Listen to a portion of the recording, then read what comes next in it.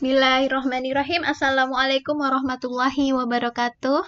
Alhamdulillah, pada kesempatan kali ini saya akan melanjutkan pembahasan sebelumnya, yaitu mengenai aspek Pancagatra. Yang kemarin kita telah mempelajari aspek Trigatra, sekarang adalah Pancagatra. Nah, kita bisa lihat ya, aspek Pancagatra di sini itu terdiri dari aspek ideologi, aspek politik, aspek ekonomi, aspek sosial budaya, maupun aspek pertahanan keamanan yang mempengaruhi wawasan Nusantara yang ada di Indonesia. Nah, apa sih arti Pancagatra? Pancagatra itu adalah aspek kehidupan nasional yang menyangkut kehidupan dan pergaulan hidup manusia dalam bermasyarakat dan bernegara dengan ikatan atau aturan atau norma tertentu. Bisa difahami mengenai arti dari aspek Pancagatra ini? Nah, hal-hal yang termasuk aspek Pancagatra itu adalah sebagai berikut. Saya akan uraikan satu persatu. Yang pertama itu adalah aspek ideologi. Kita bisa tahu ya, ideologi kita adalah Pancasila. Nah, ideologi ini adalah prinsip yang dijadikan dasar suatu bangsa. Ideologi adalah pengetahuan dasar atau cita-cita. Karena ideologi itu merupakan konsep mengenai kehidupan yang dicita-citakan serta yang ingin diperjuangkan dalam kehidupan nyata. Ideologi kita adalah Pancasila. Nah, strategi dalam pembinaan ideologi itu ada beberapa hal yang salah satunya akan saya uraikan, yaitu adalah ideologi itu harus diaktualisasikan dalam bidang kenegaraan oleh WNI, warga negara Indonesia. Kemudian ideologi itu sebagai perekat pemersatu yang harus ditanamkan pada seluruh WNI. Ideologi itu juga harus dijadikan panglima, bukan sebaliknya.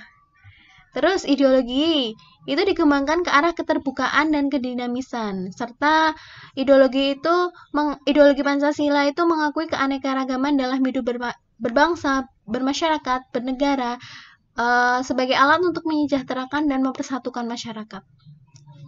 Kemudian kalangan elit, eksekutif, legislatif, dan yudikatif itu harus mewujudkan cita-cita bangsa dalam melaksanakan GBHN dengan mengedepankan kepentingan Pancasila.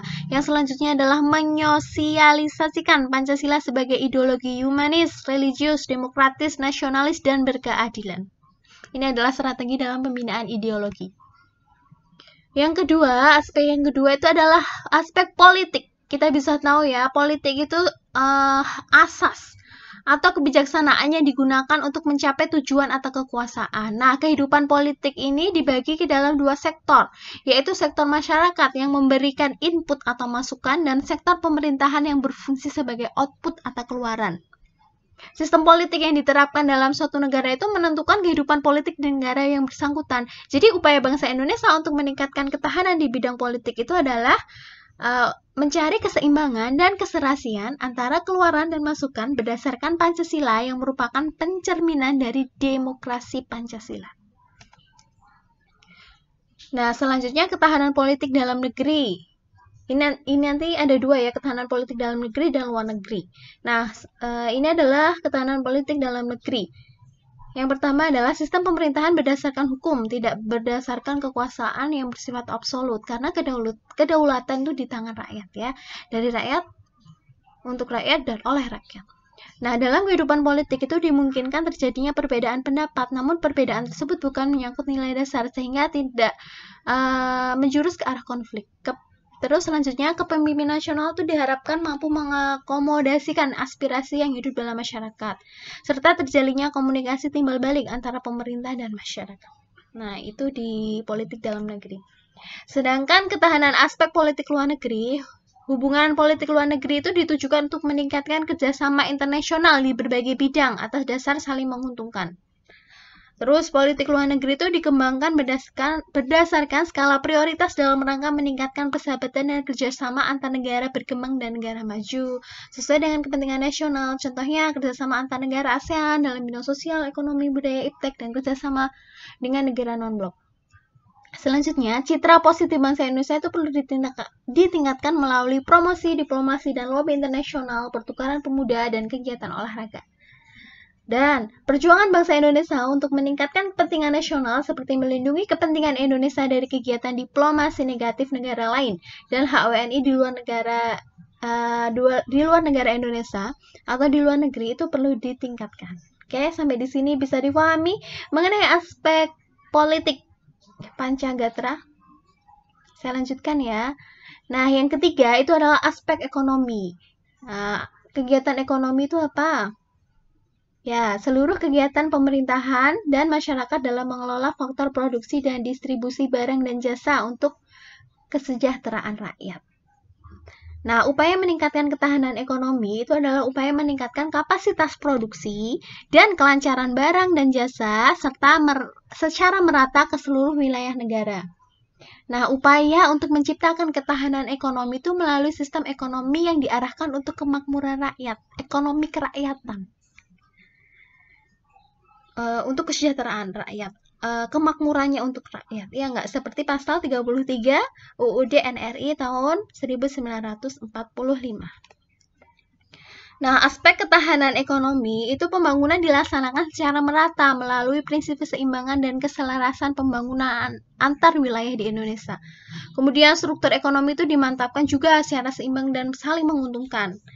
Dan sistem ekonomi itu yang paling utama adalah ditujukan untuk kemakmuran rakyat.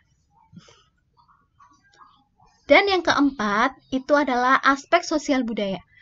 Sosial budaya itu diartikan sebagai kondisi dinamika budaya bangsa yang berisi keuletan untuk mengembangkan kekuatan nasional dalam menghadapi dan mengatasi ancaman, tantangan, halangan, gangguan atau biasa disebut disingkat ATHG.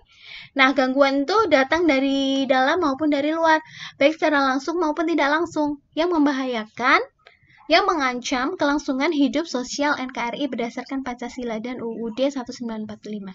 Nah, esensi ketahanan budaya itu adalah pengaturan dan penyelenggaraan kehidupan sosial budaya. Ketahanan budaya merupakan pengembangan sosial budaya di mana setiap warga masyarakat itu dapat mengembangkan kemampuan pribadi dengan segenap potensinya berdasarkan nilai-nilai Pancasila. Sampai di sini bisa dipahami aspek sosial budaya? Saya lanjutkan ya. Nah, yang kelima, aspek yang terakhir itu adalah pertahanan keamanan. Nah, kita tahu ya, pertahanan keamanan di sini itu adalah kondisi dinamika dalam kehidupan pertahanan dan keamanan bangsa Indonesia yang berisi keuletan dan ketangguhan yang mengandung kemampuan mengembangkan kekuatan nasional dalam menghadapi dan mengatasi ATHG. Ancaman, tantangan, hambatan, gangguan yang membahayakan identitas, integritas, dan kelangsungan hidup bangsa berdasarkan Pancasila dan UUD 45. Nah, ketahanan di bidang keamanan itu adalah ketangguhan suatu bangsa dalam upaya bela negara. Pasal berapa bela negara? Ya, 27 ayat 3 UUD 1945. Sedangkan ikut serta dalam pertahanan keamanan adalah pasal 30 UUD NRI 1945. Nah, itu tadi ya, bela negara itu ketangguhan dalam upaya bela negara, di mana seluruh Ipolexos Budhankam disusun, dikerahkan secara terpimpin, terintegrasi, terorganisasi, demi menjamin terselenggaranya sistem ketahanan nasional. Nah, prinsip sistem ketahanan nasional itu adalah bangsa Indonesia itu cinta damai, tetapi lebih cinta kemerdekaan. Pertahanan keamanan itu berlandaskan pada landasan ideal Pancasila. Landasan konstitusional UUD 1945 dan landasan visionalnya adalah wawasan Nusantara seperti itu gambar diagram segitiga yang sebelumnya pernah saya jelaskan mengenai wawasan Nusantara juga. Nah, pertahanan keamanan negara merupakan upaya terpadu yang melibatkan segenap potensi dan kekuatan nasional. Pertahanan dan keamanan itu diselenggarakan dengan sistem pertahanan dan keamanan nasional, Sishankamnas, dan sistem pertahanan dan keamanan rakyat semesta atau Sishankamrata. Ini adalah prinsip sistem ketahanan nasional. Bisa dipahami? Nah, sekarang saya akan menjelaskan hubungan antar gatra. Kemarin pembahasan sebelumnya adalah gatra tentang trigatra. Dan yang ini adalah Pancagatra. Nah, hubungannya apa? Nah, ketahanan nasional pada hakikatnya itu bergantung kepada kemampuan bangsa dan negara dalam mendayagunakan secara optimal gatra alamiah atau trigatra kemarin.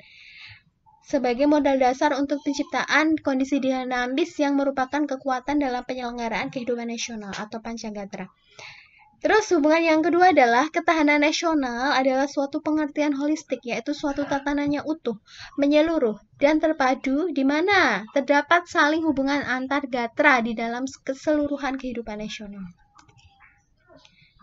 Nah, hubungan yang ketiga, kelemahan di salah satu gatra itu dapat mengakibatkan kelemahan di gatra yang lain dan mempengaruhi kondisi secara keseluruhan.